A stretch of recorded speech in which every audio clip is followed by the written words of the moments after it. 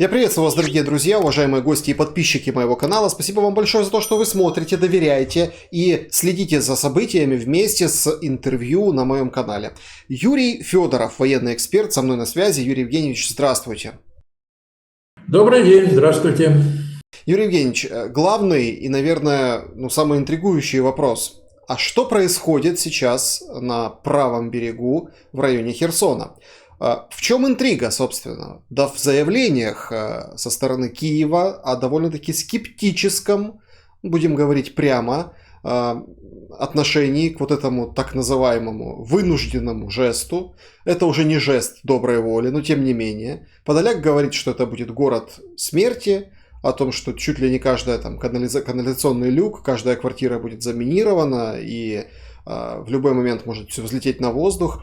Как вы оцениваете все произошедшее?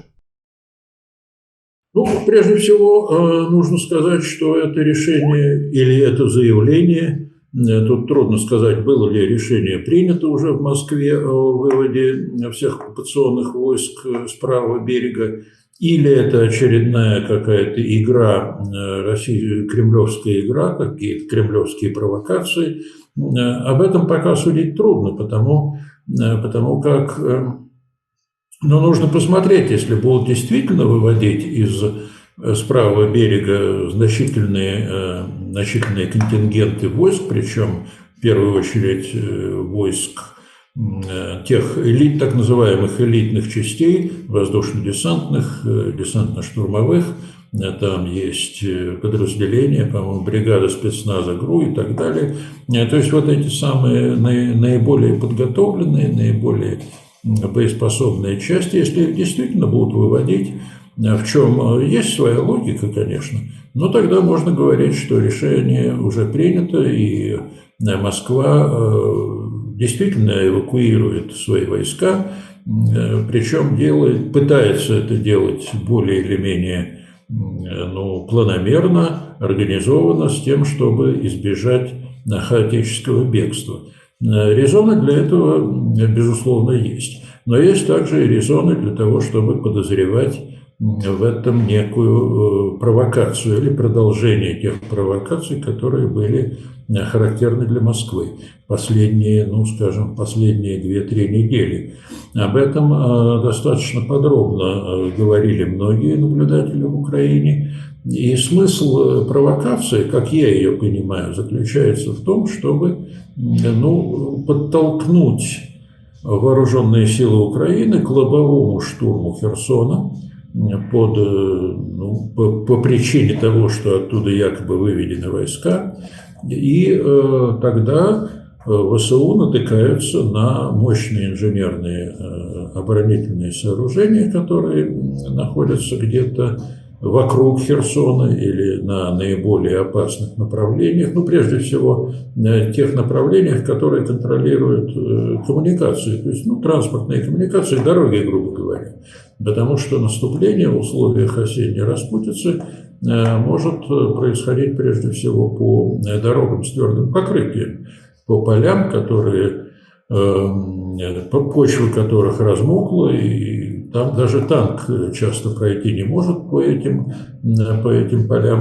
И, соответственно, когда колонна войск идет по дороге, достаточно узкой, она становится очень уязвимой, и уже эти войска, эту колонну можно расстрелять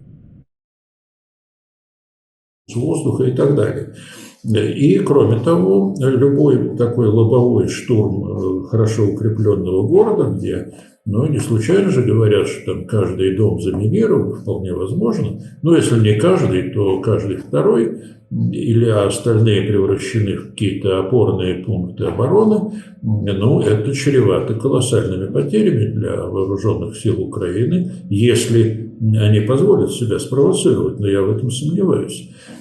Так что резон в такой провокации, он, конечно, есть. Конечно, есть причины, которые могут ну, убеждать или подталкивать российское руководство, а давайте мы спровоцируем такое наступление ВСУ. А чем оно кончится? Оно кончится огромными потерями, оно кончится политическим поражением для руководства Украины, что очевидно, и кончится, в общем, неприятными последствиями для военного командования Украины. Ну, если вы позволили допустить, втянуть себя в такой тяжелые бои без серьезных шансов на успех, ну тогда вы просто плохие командиры, плохие командующие вооруженными силами.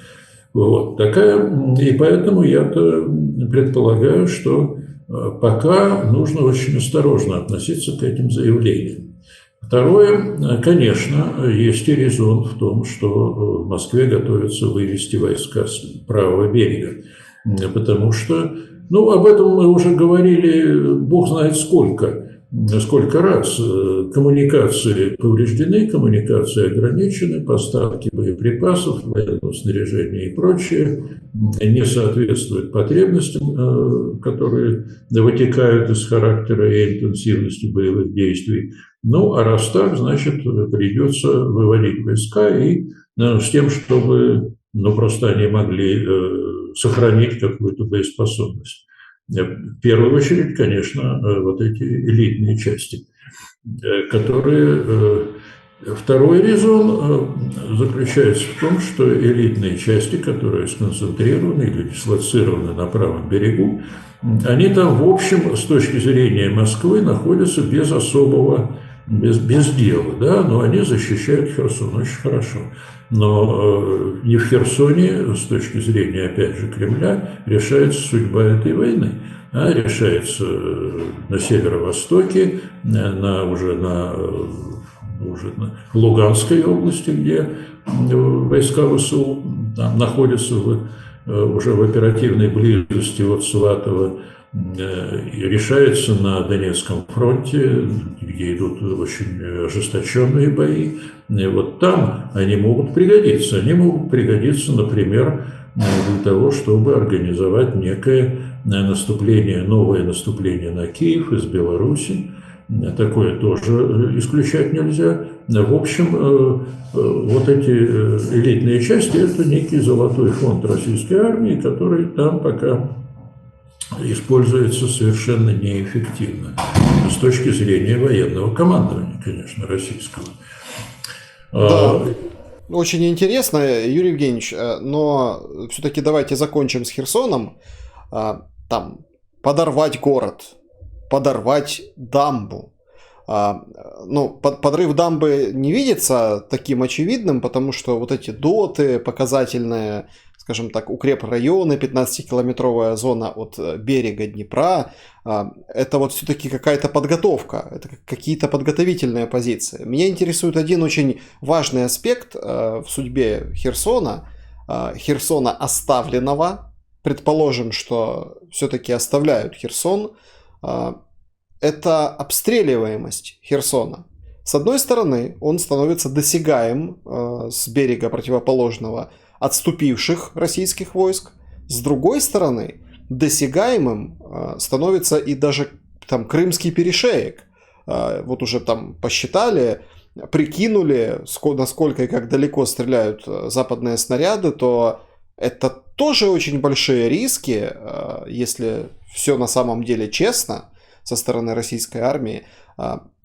Ну, просто логистика нарушится. И до этого вся Херсонская область, было такое заявление от командования Юг, могла быть досягаемой для обстрелами украинской артиллерии. Ну так и сейчас и подавно. Как вы думаете, вот уткнувшись условно, там, нос к носу, артиллерия будет молчать? Российская артиллерия? И российская, и украинская, да.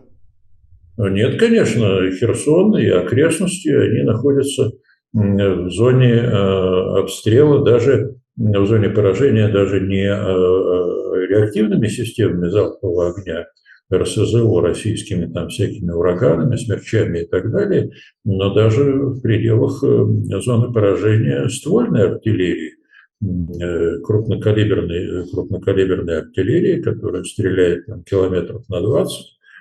Так что да, ну и это, конечно, ставит определенные пределы, ставит определенные границы для развертывания на правом берегу, в случае, если он полностью освобожден, скажем, хаймерсов, которые могут стрелять достаточно далеко, на 80 километров. Но если их расположить близко к Днепру, ну, на мой взгляд, да, ну, тогда они находятся в зоне поражения российской артиллерии, и там их располагать достаточно опасно. Я бы этого делать не стал, но не мне решать. Так что тут палка о двух концах. Но я считаю, что сегодня у российской армии на Херсонском направлении, у Москвы, если хотите, нет просто хорошего выхода. Да, можно отвести войска, да, можно держать Херсон под обстрелом, но это же не значит, что ВСУ просто будут плотно, значит, развертываться именно в Херсоне. А зачем? Зачем это нужно? Может быть, имеет смысл эвакуировать население, оставшиеся, те, кто, в общем, хочет быть гражданами Украины, вернуться в Украину, ну, их из зоны обстрела логично было бы куда-то вывести, эвакуировать. И Херсон тогда может стать ну, таким, не полностью, как Мариуполь. Мариуполь все-таки очень тщательно русские уничтожали. Ну, как Харьков, да, под угрозой постоянного обстрела. К тому же вот нужно решать проблему разминирования и так далее. Но тем не менее, значит, в политическом плане сдача Херсона для Кремля невыгодна, безусловно. Тут никаких выгод не просматривается, одни минусы. Но, с другой стороны, если оставить там серьезный контингент войск, достаточно крупный, значит, его нельзя будет использовать. Там все равно будут потери. Потери будут прежде всего в элитных, ну не только, не прежде всего, но и в элитных частях тоже. Они будут терять боеспособность. И вот тоже совершенно невыгодное такое решение, чреватое большими минусами, чем плюсами. Так что хорошего решения нет. Но это как Цукцванг. Любое решение будет приводить к ухудшению позиции. Вы знаете, действительно, вот сейчас просто вереница сообщений на протяжении всего дня. Понятно, одни из них там подтвержденные, другие не подтвержденные на официальном уровне, что движется украинская армия по населенным пунктам Херсонской области ближе к Днепру, вперед к Днепру. И вот уже называются новые населенные пункты, там село Брукинское, еще там ряд сел сейчас есть, и туда заходит ВСУ, и дальше там стабилизационное мероприятие. Непростой вопрос, а что с местными? Что с местными? С местными не очень хорошо. Как я понимаю, ну, по крайней мере, те населенные пункты, которые будут находиться в зоне обстрела, вот они освобождаются вооруженными силами Украины, но они будут находиться в зоне обстрела русских. Ну и тогда население, что в таких случаях, либо они должны постоянно прятаться в подвалах, чтобы их снарядами не зацепило, либо их нужно сажать в автобусы и увозить куда-то в безопасное место. Ну, значит, куда-то в центральные районы Украины или на запад, в западные области. Я не вижу другого выхода. Тут, понимаете, никаких чудес вообще быть не может. Либо эти люди будут находиться в очень сложном положении, чреватом постоянной угрозой гибели или ранения, либо они должны эвакуироваться. Это, в общем, и то, и другое плохо. Но все-таки эвакуация может спасти жизни.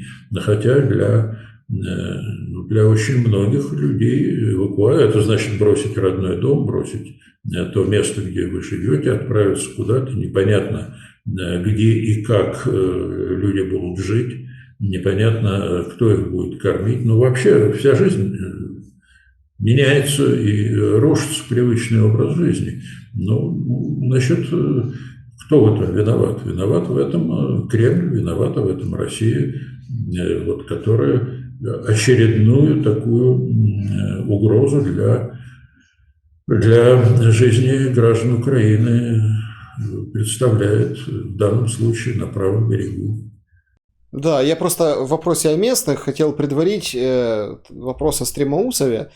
Вы знаете, ну, множество версий. Даже есть такие экзотические, что там есть ножевые, а это все, скажем так, обставили таким образом, поэтому так долго фабриковали место ДТП, которое показали. Позже там выход в свет вот этой, как министерства, ну так называемого министерства здравоохранения с сообщением о подробностях. Почему вот с позиции вот после вопроса о местных я говорю? Потому что есть ведь люди, которые поверили в этот лозунг «Россия навсегда». Есть люди, которые из числа этих людей, которые любят свой город, свой дом.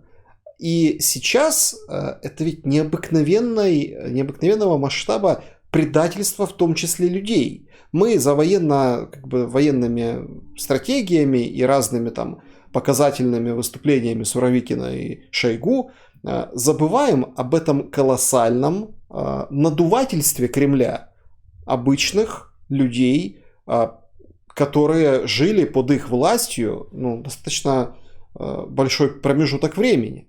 Что вы насчет всего этого думаете? Ну, я абсолютно с вами согласен. Это предательство, потому как, ну, давайте поставим себя на место вот обычного человека, обычного обитателя там Херсона или какого-то иного города или населенного пункта на оккупированной территории. Приходят русские войска, говорят, ну, теперь все, это Россия, мы здесь будем хозяевами, мы будем... Ну, какие выход какой есть у жителей? Вот я просто ставлю себя на место обычного обывателя, да, ну, в хорошем смысле слова, обитателя, да, гражданина, да. Значит, он должен либо бежать на территорию как подконтрольную Киеву, и такие тоже были, и было их немало, либо как-то приспосабливаться к новому порядку. Ну, а что делать, если бежать некуда? Ну, есть люди, у которых есть родственники там в Украине, да, есть родственники, есть куда прийти, есть где расположиться, но жить как-то нужно. Ну, молодые могут выдержать, пожилым уже гораздо сложнее. А если некуда ехать, а куда? Значит, вот так в никуда не каждый решится.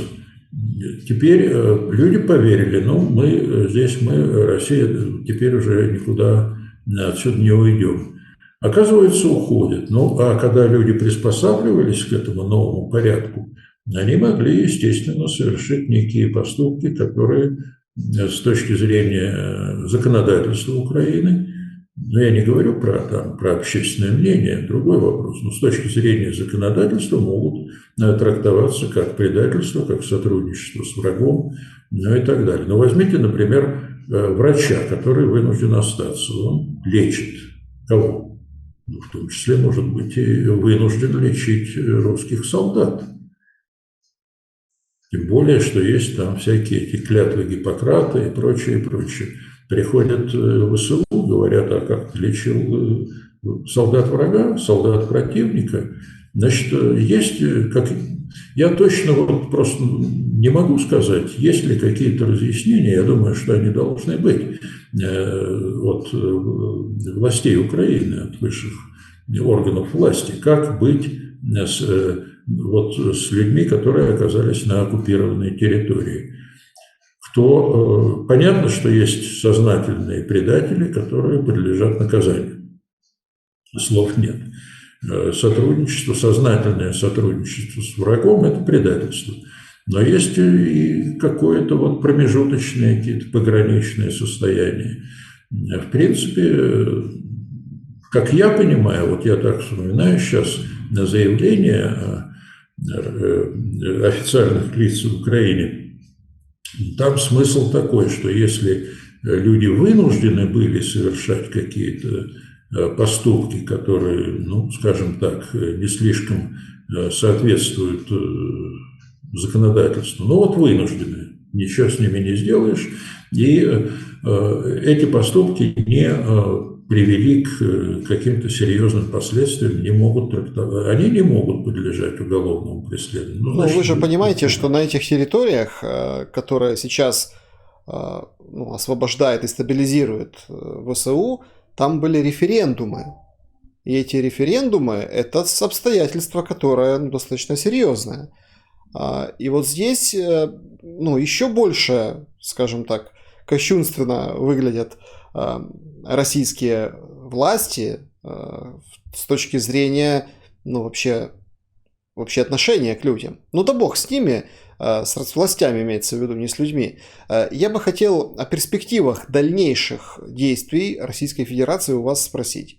Да, вы уже упоминали Луганская область, ВСУ продвинулись на 2 километра, там в районе Сватова, и там как бы вот достаточно широко действуют, но там что с Донбасским, ну таким условно Донецким театром военных действий, где в очередной день, очередную неделю, очередной месяц пытаются наступать вот в районе Бахмута и, скажем так, Угледара, вот в этом кусте фронта. Как вы оцениваете перспективы? Я считаю, что на Донецком фронте сложилась ситуация патовая, при которой российские войска не могут выполнить поставленные перед ними задачи. Они постоянно натыкаются на очень эффективную оборону со стороны ВСУ. Ну, пример, вот эта деревня или село Павловка, по-моему, да, около Угледара, которое переходит из рук в руки вроде бы. Значит, то там половину села занимают русские, потом ВСУ отбивают. Вот такая ситуация, как мне кажется, она практически на всем протяжении фронта. Вот боевые действия идут, но кардинальных изменений в линии соприкосновения войск не происходит. Ну, значит, ни та, ни другая сторона не могут пока... То есть я бы сказал так, что российская сторона уже не может, а сторона Украины пока не может прорвать оборону, соответственно, противника. Ну, вот такой патовая ситуация. Юрий Евгеньевич, позвольте задать вам такой военно-политический вопрос. Мы, понятно, можем обсуждать вот это кукловодство, да, которое было присуще вот этому докладу Суровикина Шойгу, но возник вопрос, и он даже дошел до пресс-секретаря президента Пескова, а где Путин в этом всем? И он вынужден был формулировать короткий комментарий свой о том, что президент регулярно общается с Шойгу, поэтому, мол, есть доклады, есть коммуникация. Но ведь подобный шаг, а ведь многие говорили, что это серьезнейший удар, потеря Херсона. Подобный шаг, он же должен как-то артикулироваться верховным главнокомандующим Российской Федерации. Но если верховный главнокомандующий Российской Федерации нормальный главнокомандующий, то, конечно, смысл того, что решение стратегического значения формально принимает министр обороны по докладу даже не начальника генерального штаба, а статус Суровикина, вообще говоря, в военной иерархии российской непонятен. Он командующий специальной военной операции. А где пределы его компетенции, никто не знает. Ну, по крайней мере, может быть, они обозначены в каких-то секретных документах, мы этого не знаем. Но, тем не менее, понятно, что это человек, по крайней мере, на уровень ниже по положению в бюрократической системе, военно-бюрократической системе, чем начальник генерального штаба. Значит, где Герасимов в этой ситуации? Тоже вопрос. Где верховный главнокомандующий? Вопрос. Я трактую это следующим образом. Во-первых, ну, понятно, что на деле Путин санкционировал это заявление, скажем так, Суровикина и Шойгу. Но то обстоятельство, что он сам никак не высказался по этому поводу, дает основание предполагать, что в случае чего он может это решение отменить. Он верховный главнокомандующий, а министр обороны его подчиненный. Значит, Путин может в любой момент, если захочет, если так сложатся обстоятельства, заявить о том, что это не мое решение. Да, что-то там мне Шойгу рассказывал, ну, я сказал, что пусть военные решают. Но они решили неправильно. Может такое быть? Может. И тогда вся вот эта конструкция, связанная с выводом, планируемым выводом или фейковым выводом войск с правого берега, она рушится. Путин просто своим распоряжением эту эвакуацию отменяет. И он говорит, да, Шойгу принял и такое решение, но оно неправильное, я его отменил. Все, большой привет. Герасимов тоже ведь не случайно не высказывался по этому поводу, во всяком случае не высказывался публично. Мы не знаем, было такое заявление, как он. Может быть, он поддерживает, а может быть, он против. Совершенно все это никак не понятно. Пока, по крайней мере. Значит, и Герасимов может в любой момент сказать, хорошо, это принято решение без меня. Вот было какое-то заседание, там собрание высшего главнокомандования, на котором, или командование, это специальная военная операция, на котором присутствовал министр. Да, министр принял такое решение, а меня не спросили. А если бы меня спросили, я бы там мог бы и опротестовать это решение. Потому что решение имеет вывод войск для кремлевской власти, но это довольно рискованное решение с точки зрения внутренней политики. Очень рискованное, потому что вся эта партия войны, которая существует в России, они сразу скажут, да вот, видите, президент в очередной раз принял предательское или какое-то пораженческое решение. А мы требуем его отмены.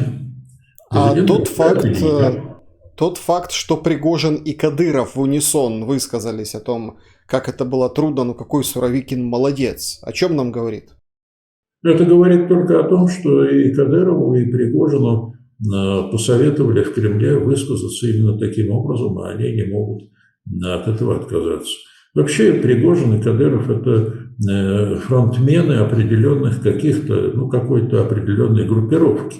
И они полностью подконтрольны Путину, потому что и тот, и другой, Кадыров просто зависит от Кремля, потому что поставки, трансферы финансовые огромные, слов нет, огромные финансовые трансферы, которые позволяют Кадырову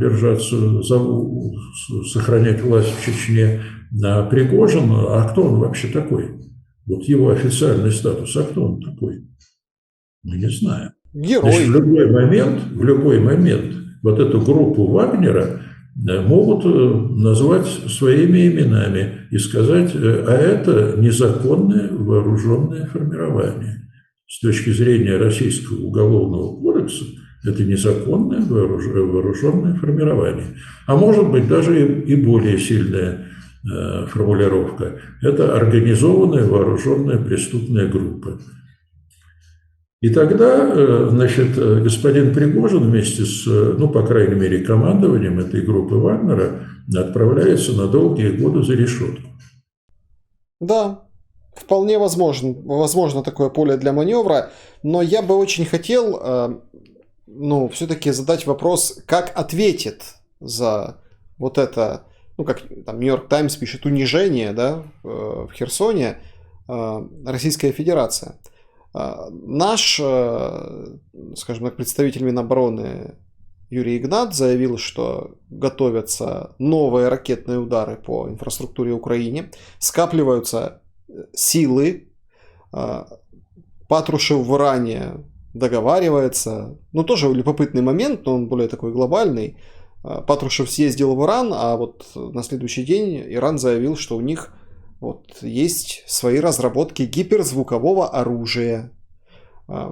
Возможно, какого-то и другого оружия тоже вполне себе может появиться разработка, раз такая близкая и тесная коммуникация с Российской Федерацией. На ваш взгляд, чего ждать, ну, условно, в ответ? Со стороны России, я думаю, ждать нужно интенсификации, к сожалению, ракетных ударов и ударов вот этими беспилотниками, прежде всего по гражданским объектам Украины, и в первую очередь по инфраструктуре энергетической, на продолжение той самой стратегии уничтожения, вымораживания Украины или уничтожения фактически Украины, потому что если уничтожить энергетическую инфраструктуру, ну тогда страна, в общем, существовать не может. Значит, она куда-то отброшена в далекое прошлое. Вот эта стратегия будет продолжаться. Я не вижу каких-то шагов со стороны Кремля, которые заставили бы его, которые свидетельствовали бы о том, что Кремль готов пересмотреть свои вот эти людоедские взгляды. Ну и еще один вопрос в финале нашего разговора. Друзья, вы пока подпишитесь, поставьте лайк этому видео. Помните, что нужно проверить уведомления о новых видео на канале и, собственно, реагировать, периодически проверять это, потому что так сейчас работает YouTube, не доходят уведомления. Но спасибо всем тем, кто все равно заходит среди всех своих подписок на мой канал и ищут новую свежую информацию. Как все происходящее отразится на интенсификации вообще войны вот, в целом? Потому что первое, мы входим в зиму, уже, собственно, вот там вторая декада ноября. Уже мы видим, как, ну вот, как-то вот сам процесс, да, освобождения, это вот сейчас быстро появляются там Киселевка, ну и другие населенные пункты, мы о них говорили, с украинским флагом, но сам процесс восстановления жизни на вот этом плацдарме, это, конечно же, усилия, время и силы. Как это может отразиться на вообще продвижении вооруженных сил Украины дальше, вот к концу, например, этого года в этой перспективе? Мне представляется, что вот в настоящее время и вплоть до того момента, когда морозы укрепят почву, когда кончится вот эта распутица, прекратятся дожди, ну, морозы всегда подсушивают, раскисшую землю. И тогда будет интенсификация военных действий. Сейчас военные действия возможны где? Значит, в городских условиях это в основном все-таки районы Донецкого фронта. Вот там борьба идет за населенные пункты, но населенные пункты, в общем, так или иначе, там дороги, значит, улицы и так далее, они проходимы для тяжелой военной техники. А оперировать, двигать, скажем, там танковые группы или мобильные группы на бронетранспортерах по полю невозможно. Значит, можно двигать только по дорогам с твердым покрытием. Поэтому наступления, такие широкомасштабные наступления, мне кажется, сейчас ни та, ни другая сторона не может себе позволить. А вот борьба в городских условиях, в условиях такой городской застройки, да, она может быть вполне здесь. Будет продолжаться война, ну не война, а война будет продолжаться, естественно, вооруженные действия будут продолжаться с прежней интенсивностью в тех районах, прежде всего в агломерациях городских, где они сейчас и ведутся. При этом второй момент, который важен, он связан уже не с климатом, не с погодными условиями, а с тем, что и Украина накапливает силы, естественно, прежде всего готовит резервы, хорошо обученные. Россия тоже готовит резервы, тут надо тоже понимать это. вот эти 300 тысяч с лишним мобилизованных, ну, скажем так, примерно можно предположить, что около сотни тысяч находятся на фронте, ну, там их судьба печальная. Ну, постоянно приходят сведения о том, что, причем вполне правдоподобные, некоторые подтвержденные, что гибнут, ну, буквально батальонными группами, там, по несколько сот человек. Такое тоже может быть, хотя и не каждый день. Но, в принципе, потери, конечно, у российской армии сильно возросли именно в результате того, что на фронт попало большое количество плохо обученных мобиков. Так вот, да, будет, но одновременно же 200 тысяч, а может быть и больше, их чему-то учат. И в течение нескольких месяцев, может быть, 2-3 месяцев, могут чему-то и научить. Правда, сегодня в современной войне, ну, такая вот живая сила, что ли, она играет не самую главную роль, потому что есть специальные противопехотные вооружения, ну, противопехотные снаряды тех же «Хаймарсов» и крупнокалиберной артиллерии, которые поражают именно живую силу. Но, тем не менее, в общем, это фактор, который необходимо принимать во внимание. В общем, видите, вот моя точка зрения заключается в том, что поражение России военное, ну, политически уже Россия проиграла. Она проиграла в том плане, что не достигла победы, не достигла и не достигнет победы, это уже очевидно. Но разгрома российской армии еще не произошло. Вот это нужно понимать. Но это не хочу как-то расхолаживать слушателей или вызывать какие-то пессимистические оценки, но нужно реально смотреть на конкретную ситуацию. Не все так просто. Но я думаю, что где-то решающей все-таки будет весенняя кампания. Об этом многие говорят. И если Украина получит достаточное количество, ну, прежде всего, танков, современных танков типа там «Леопард-2» или американских «Абрамсов» последней модификации, да, тогда победа уже будет гарантирована. Если получат большое количество ПВО, комплекс батареи ПВО, потому что батареи ПВО могут нейтрализовать превосходство России в авиации боевой. Тут даже не всегда нужно иметь большое количество своей боевой авиации. Там, то, что было у Украины, часть какая-то потеряна, это очевидно. Разговоры о том, что готовится или может быть передача F-15 или даже F-16, хотя непонятно, что лучше, потому что F-16 слишком капризная машина. А вот F-15, она вполне может справляться с российскими самолетами, вполне боеспособная машина, не менее капризная в обслуживании, в эксплуатации и так далее. Так вот, в этом случае, да, победа Украины, уже военная победа Украины, разгром, то есть разгром российской армии, но тех ее контингентов, которые находятся на оккупированной территории, он неизбежен. Тут все понятно. Да, Юрий Евгеньевич, я благодарен вам за ваши мысли и ваше время. Спасибо большое. Спасибо вам. Друзья, берегите себя, будем следить за ситуацией, давать разные мнения, разные взгляды на происходящее. Ну и от вас просим ваши мнения и взгляды, в комментариях высказывать. До скорого, увидимся точно.